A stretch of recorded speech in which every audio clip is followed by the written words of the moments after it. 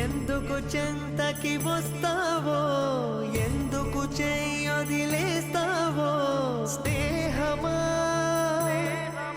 చలగాటమా, ఎప్పుడు నీ ముడి వేస్తావో, ఎప్పుడెలా విడదీస్తావో, ప్రణయమా పరిహాసమా, శపించే దైవమా దహించే దీపమా, ఇదే నీ రూపమో ప్రేమ, ఫలిస్తే పాపమా కలిస్తే కోపమా, గెలిస్తే నష్టమా ప్రేమ.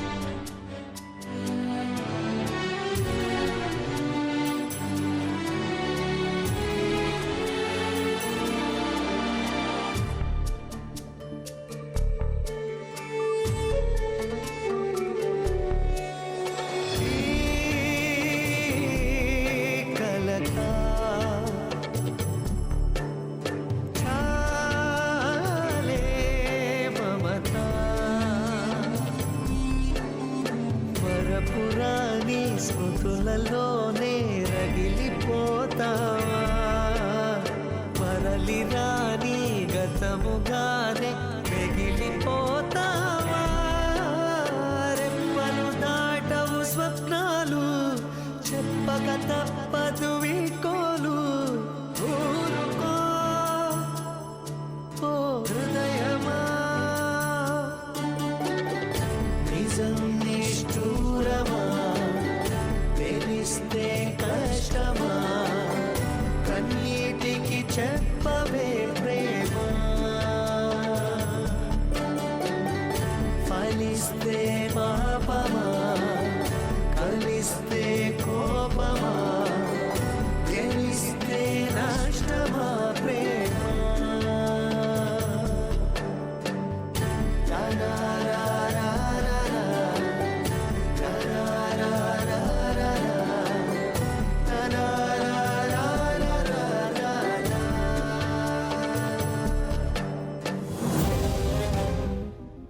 త్వరగా రావి.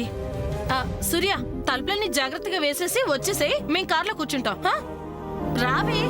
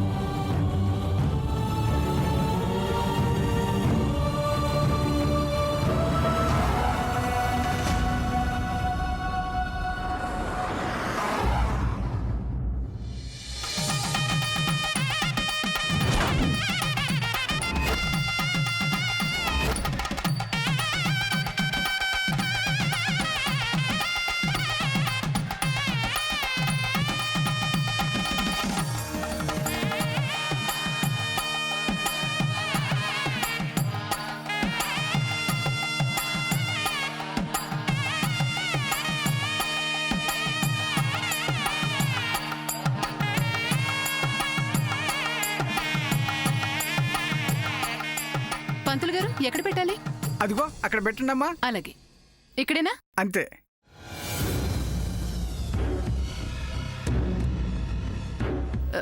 ఇదేంటి ఎవ్వరు రాలేదు?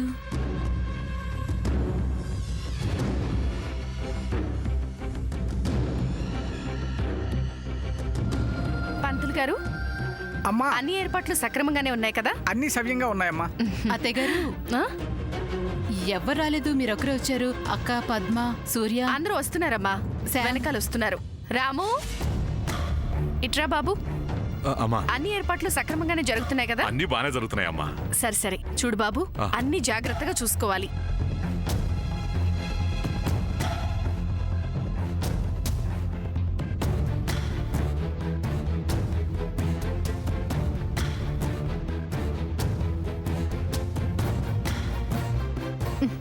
ఎప్పుడు వస్తారో ఏంటో. జయంతి, అది ఇక్కడ నిలబడి చూస్తున్నావేంటమ్మా? అక్కడ పెళ్లి కొడుకు వచ్చే టైం అయింది. పద వెళదాం, పద.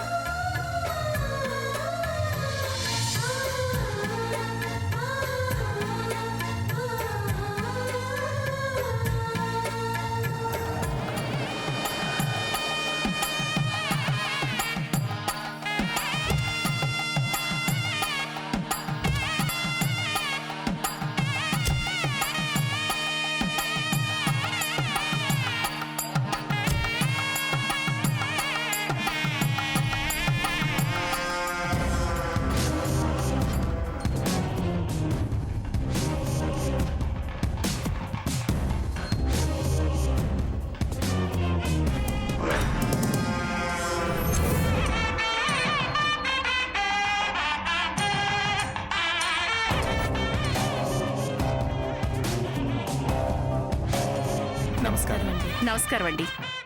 రండి బాబు. రెండేళ్ళుడు గారు లోపలికి రండి.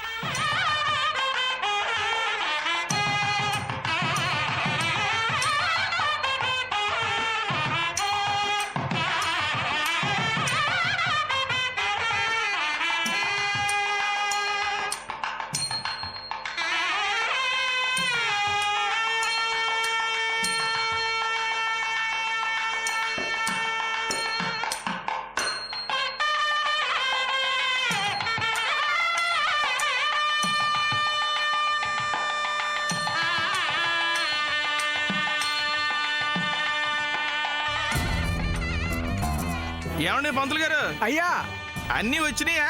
అన్నీ వచ్చినట్టే. అన్నీ అన్నీ వచ్చేసినాయి. అన్నీ వచ్చాయి. ఎక్కడ వచ్చినాయి బాబు? వచ్చినాయి వచ్చినాయి. ఏమండి పంతులు గారు? నా పేరు తెలుసుగా, హరి.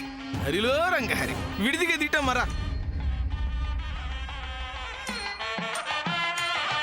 అమ్మా, అబ్బాయిని తీసుకురండి.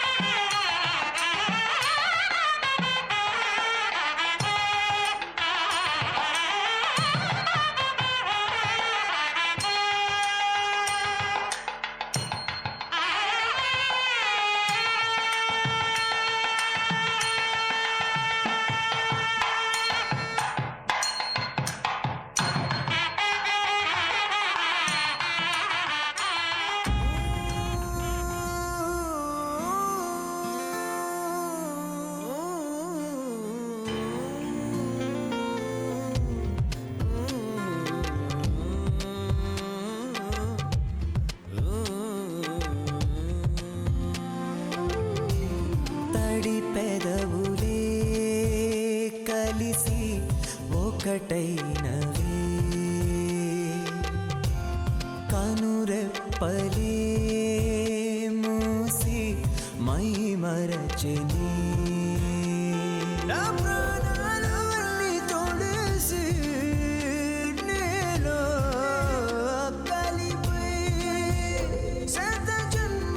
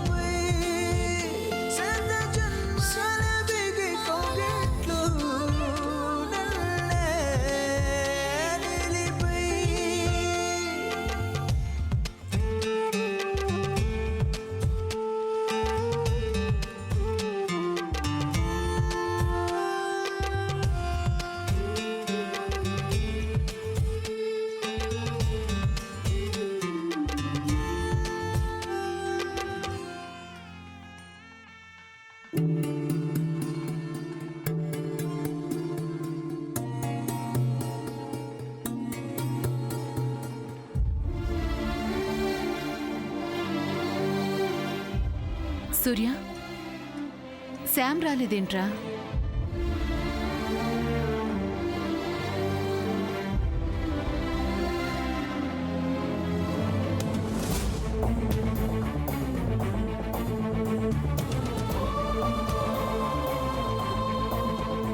నిన్నేరా అడిగేది, శామ్ రాలేదేంట్రా?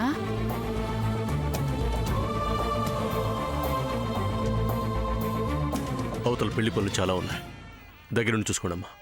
ఉదయం నుంచి పెళ్లి పనులు చూసుకుంటూనే ఉన్నాం కానీ నేను శామ్ గురించి అడుగుతుంటే సమాధానం చెప్పకుండా ఏదేదో చెప్తావేంటి?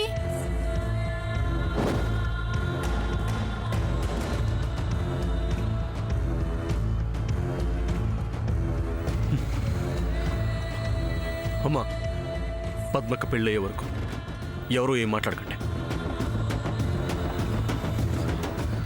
ఏంటన్నయ్యా కన్నీళ్ళు? ఓ, పద్మక్క పెళ్ళైపోతుందనా? కాదు, మనసులో ఇంకేదో బాధ ఉంది. శామ్ ఎందుకు రాలేదని నేను అడిగినప్పుడు నువ్వు సరైన సమాధానం చెప్పలేదు. అప్పుడే నాకు అనుమానం వచ్చింది. నిజం చెప్పు, శామ్ ఎందుకు రాలేదు? నువ్వెందుకు బాధపడుతున్నావు?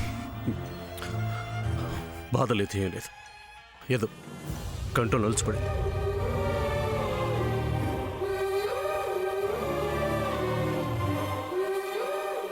పద.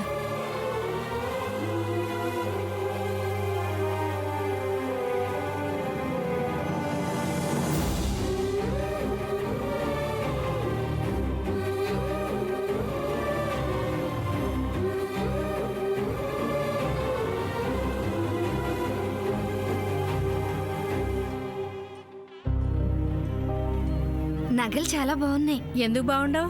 వజ్రపాటింటి వారి పెళ్లి, ఎంతైనా ఆ ఇంటి ఆడపడుచు పెళ్లి. అవును మరి, ఇవన్నీ మీ పుట్టింటి వారు పెట్టినవా, మీ అత్తారింటి వారు పెట్టినవా?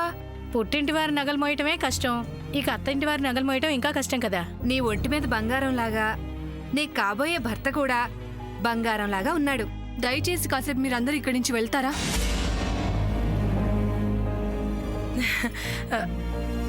వచ్చిన అతిథులకి కాఫీలు, టీలు ఏమేం కావాలో వెళ్ళి చూడండి. వెళ్ళండి వెళ్ళండి, వెళ్ళండి అమ్మా. నీకు అసలు ఏమైనా బుద్ధి ఉందా? వాళ్ళందరూ మనం పెళ్లికి ఆహ్వానిస్తేనే వచ్చారు, అలాంటి వాళ్ళ మీద చిరాకు పడతావేంటి?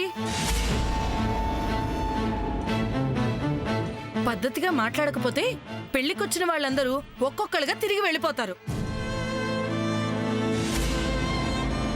అంతేకాదు, నీ గురించి, మన వజ్రపాటి వంశం గురించి చాలా నీచంగా మాట్లాడుకుంటారు.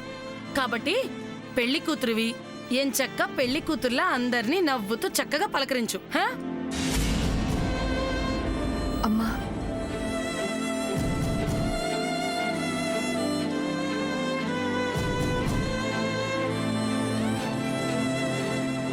నాకేమాత్రం ఇష్టం లేకపోయినా, నా మనసు అంగీకరించకపోయినా, నా మనసు చంపుకొని పెళ్లి పిట్టల మీద కూర్చోడానికి ఒప్పుకున్నాను.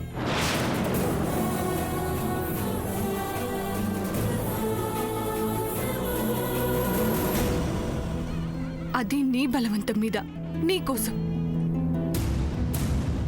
కేవలం నీ కోసం ఆ మనసుతో నేను పెళ్లి కొప్పుకున్నాను.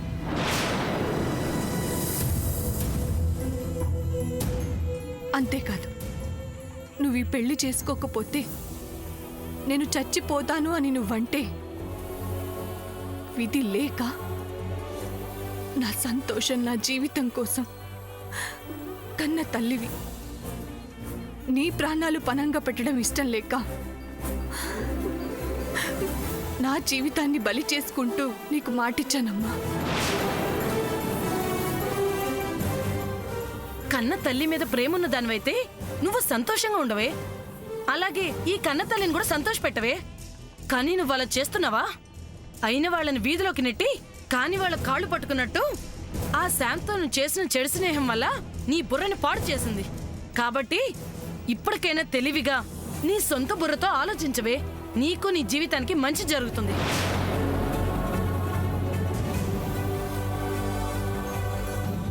అమ్మా, నీ ఇష్ట ప్రకారం, నీ కోరిక కాదనలేకే నేను ఈ పెళ్లి కొప్పుకున్నాను, అంతే. నేనన్నిటికీ సిద్ధమయ్యే నీకు మాటిచ్చానమ్మా. కాబట్టి నా విషయంలో నీకు ఎలాంటి సందేహం, దిగులు వద్దు.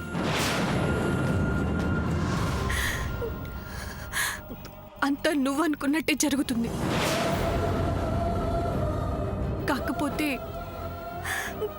ఊహించని సంఘటనలు జరిగాయి కదా, అందుకే నా మనసేం బాగోలేదు. నేను అందుకే ఇలా ఉన్నాను. ఇది చూసి నువ్వు నన్ను మరో రకంగా అనుకోవద్దు, సరేనా? అమ్మయ్యా, ఇప్పుడు నాకు ప్రశాంతంగా ఉందమ్మా. నాకు చాలా ధైర్యంగా ఉంది. నా కూతురు బంగారం, నా మాట అస్సలు కాదందు. ఇప్పుడే వస్తాను.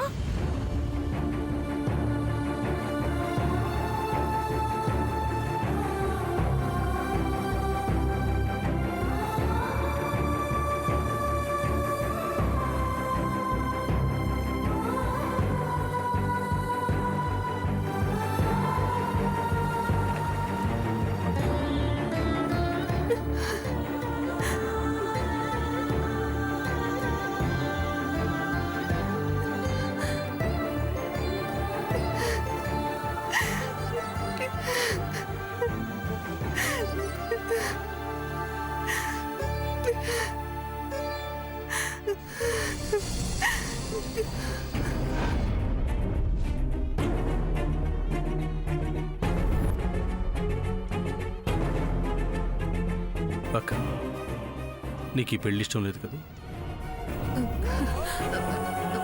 అబ్బే అదేం లే సూర్య.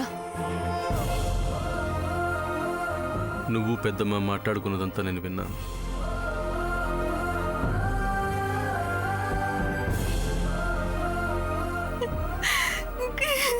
సూర్య,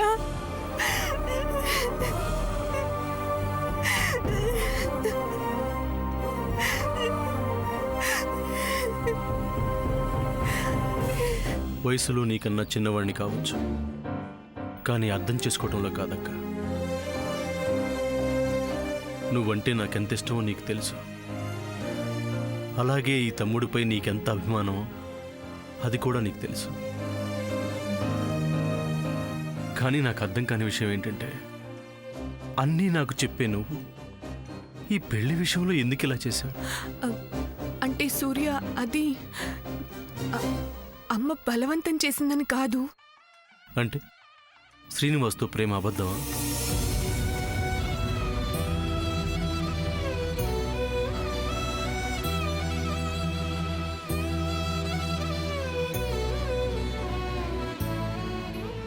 చెప్పక్క, ఆ ప్రేమ నిజమైంది కాదు?